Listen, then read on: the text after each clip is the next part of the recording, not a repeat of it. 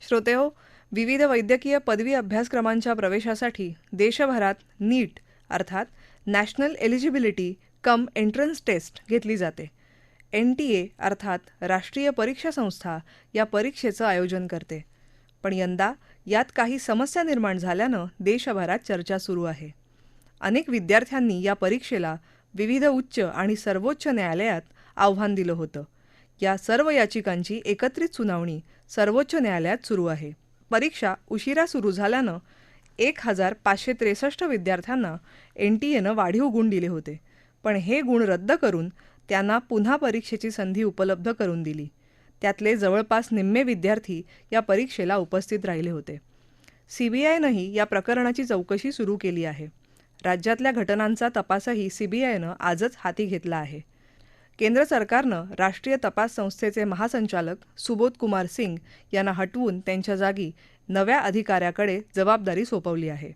तसंच संपूर्ण यंत्रणेविषयी एक उच्चस्तरीय समिती स्थापन केली आहे. विद्यार्थ्यांचं हित ध्यानात घेऊन संपूर्ण परीक्षा पद्धतीत सुधारणा करायला केंद्र सरकारनं विविध उपाययोजना केल्या आहेत.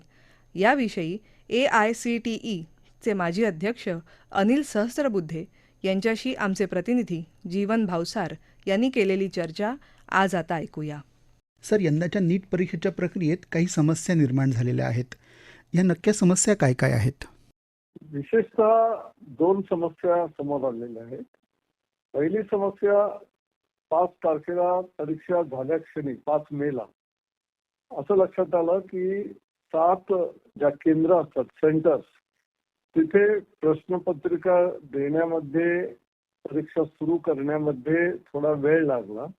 त्यामुळे परीक्षा संपवायची वेळ जी होती तेव्हा संपवली गेली. त्याला खरं म्हणजे जितके उशिरा प्रश्नपत्रिका गेली ती तेवढा उशीरपर्यंत त्यांना वेळ दिला पाहिजे होता.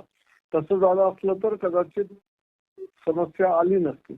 पण त्यांना पेपर त्याच वेळेला घेतल्यामुळे त्या विद्यार्थ्यांनी जेव्हा रिप्रेझेंटेशन केलं तेव्हा NTAने जुन्या कुठल्या तरी कोर्टच्या केसमध्ये अशा संदर्भात ग्रेस मार्क देण्याची व्यवस्था होती. त्या परीक्षेचा उल्लेख घेऊन ह्या सर्व विद्यार्थ्यांना म्हणजे जवळपास मला वाटतं 1563 विद्यार्थी होते. त्या सर्वांना किती वेळ कमी मिळाला होता तेवढं प्रपोर्शनेटली जास्ती मार्क दिले गेले. आणि मग ह्याच्यावरनं कित्येक जणांना ज्यांना मिळाले नाही त्या सगळ्या जणांनी आपण कोर्टामध्ये केस झाल्या आणि मग ती केस चालत राहिली आणि शेवटी मंत्रालयाने आणि NTAने पण कबूल केलं की अशी व्यवस्था ह्याच्यामध्ये करणं बरोबर नव्हतं आणि त्यामुळे ते मार्क दिलेले मागे घेतले गेले आणि ह्या सर्व 1563 विद्यार्थ्यांना 23 जूनला ज्यांना परत एकदा बसून पूर्ण वेळ मिळवायचा आहे ते परीक्षेला बसू शकतात असा निर्णय आला. त्याप्रमाणे ती समस्या निवारण झाली. हे सर्व होत असतानाच अनेक वर्तमानपत्रात TV चॅनल मधनं पेपर लीक झालेल्या गोष्टी येत होत्या. पण पुरावा काही नव्हता. पण बिहारच्या पोलिसांनी तो सुगावा घेत जो आधी सुरुवातीला 6 जणांना त्यानंतर 10 जणांना असं होत ते 17 जणांना अरेस्ट केलेलं आहे. आणि परीक्षाची जी प्रश्नपत्रिका असते ती झारखंड ते बिहारला येताना कुठल्या मार्गे कसं झालं अजूनही पूर्णपणे निकाल माहीत नाहीये. पण तिथे 17 जणांना ती प्रश्नपत्रिका 1 दिवस आधी रात्री उपलब्ध झालेली होती असं लक्षात आलं. त्यामुळे तिथे जास्ती नजर ठेवून CBIला एन्क्वायरी दिली गेलेली आहे. तर CBI बिहारच्या पोलिसांकडनं हे केस टेक ओव्हर करून तिथे पूर्ण विचारपूस करीत आहे.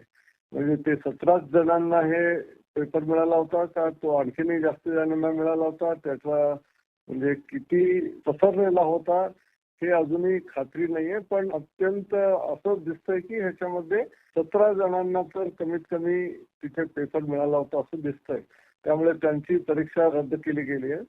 आणि त्याचप्रमाणे नॉर्मली जे परीक्षांमध्ये व्यवहार होतात काही जण कॉपी करताना पकडले जातात असे 31 जणांची आहे आणि 63 जण त्या सेंटरमध्ये दुर्व्यवहार केलेले म्हणजे सेंटर सुपरिन्टेंडंट किंवा इन्व्हिजिलेटर ह्यांच्याबरोबर भांडण करणं तिथे लॉ अँड ऑर्डर क्रिएट करणं, असे काही एकंदरीत 110 जणांना शोकॉज नोटीस पाठवलेली आहे. हे मेन समस्या ह्या नीट परीक्षेमध्ये ह्या टप्प्याला आढळल्या. नीट परीक्षेतल्या गैरव्यवहारांविषयी देशभरातल्या विद्यार्थ्यांनी त्यांच्या पालकांनी सर्वोच्च न्यायालयात याचिका दाखल केली आहे आणि त्यांनी वारंवार अशी मागणी केली की याचं जे काउन्सिलिंग आहे ते काउन्सिलिंग पुढे ढकलावं. पण सर्वोच्च न्यायालयाने प्रत्येक वेळा हे काउन्सिलिंग पुढे ढकलायला नकार दिला आहे. याच्या मागची काय कारणं सांगता येतील? जे बिहारमध्ये किंवा कुठे लीक झालेले प्रकार लक्षात आलाय तो फारच कमी प्रमाणात बाहेर आलेला आहे. 17च विद्यार्थी आणि काही दुर्व्यवहार. ह्याचा जर सांगड बघितलं तर काही विद्यार्थ्यांनी ज्यांनी चूक केली आहे त्याच्यामुळे 22 लाख विद्यार्थी ज्यांनी अभ्यास करून व्यवस्थितरित्या काहीही दुरुपयोग न करता परीक्षा घेतलेल्यांना आणखीन एकदा परीक्षेला बसवणं हे किती योग्य आहे. म्हणून कदाचित सुप्रीम कोर्टाने अजूनही निर्णय घेतलेला नाही. असा काही जर हे 17, 20 किंवा 50, 100 लोकांपर्यंतच मर्यादित जर असेल अशी सीबीआय एन्क्वायरीमध्ये समजलं गेलं तर फक्त त्यांचे मार्क किंवा त्यांची परीक्षा रद्द करणं जास्त योग्य असेल आणि सगळ्याच परीक्षेला पूर्णपणे बंद करणं ठीक नसेल. त्यामुळे कदाचित सुप्रीम कोर्ट अजूनही पाहत आहे की सीबीआयच्याकडनं जे इन्क्वायरीच्या माध्यमातून समजेल त्यानंतर हा निर्णय घ्यावा. पण तोपर्यंत नाहीतर सीट डिस्ट्रीब्युशन त्याच्यानंतर काउन्सिलिंग हे सगळं होता वेळ जेव्हा लागतो तेव्हा पूर्ण सेशन बर्बाद होण्याची शक्यता आहे. म्हणून कदाचित त्यांनी अजूनपर्यंत काउन्सिलिंगला बंद केलेलं नाहीये. काउन्सिलिंग सुरू राहील असं सांगितलेलं आहे. परीक्षा प्रक्रियेतल्या समस्यांवर तोडगा काढण्यासाठी सरकारने एक उच्चस्तरीय समिती स्थापन केलेली आहे. तर ह्या समितीचं कार्यक्षेत्र काय काय आहे आणि ही समिती काय करणं अपेक्षित आहे?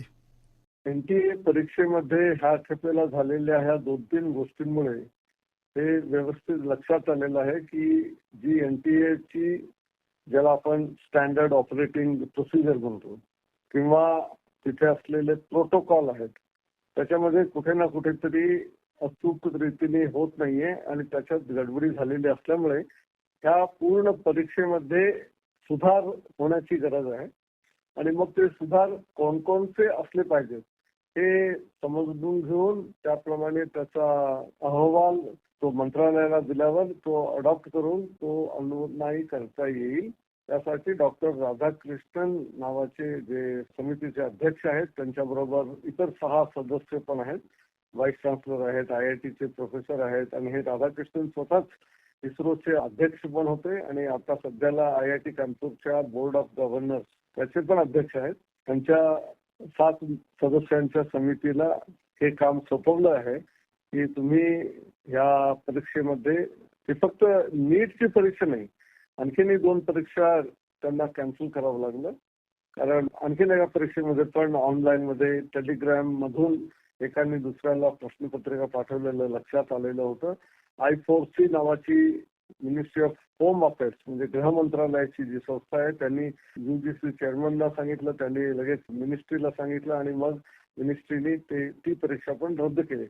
याचा अर्थ प्रश्नपत्रिका लीक होणे किंवा वेळेत पोहोचणे नाही किंवा वेळेत उघडले गेले नाहीत अशा अनेक तऱ्हेच्या समस्या असल्यामुळे ह्या सर्वांमध्ये अचूक रीती पारदर्शी पद्धतीने पूर्णपणे विश्वासार्हता असलेली म्हणजे कुठेही संशयाला वाव नसलेली पूर्ण विश्वास निर्माण करणारी अशी सुधार करण्याची गरज आहे आणि म्हणून डॉक्टर राधाकृष्णन समिती निर्माण केलेली आहे. श्रोते हो, आताच आपण नीट परीक्षेतील समस्या आणि त्यावर केलेल्या उपाययोजना याविषयी अनिल सहस्त्रबुद्धे यांची मुलाखत ऐकलीत. श्रोते हो, हा कार्यक्रम आपण न्यूज ऑन AIR या ॲपवरही लाईव्ह ऐकू शकता. यासोबतच आमच्या मुंबई एअर न्यूज या यूट्यूब वाहिनीवर आणि आकाशवाणी मराठी बातम्या या पॉडकास्टवर या कार्यक्रमाचं ध्वनिमुद्रण आपल्याला कधीही ऐकता येईल. हा कार्यक्रम आकाशवाणी मुंबईच्या प्रादेशिक वृत्तविभागानं सादर केला. सादरकर्त्या सरस्वती कुवळेकर, निर्मिती राजेश शेजवळे, मुलाखतकार जीवन भावसार आणि निवेदन रश्मी पाटकर.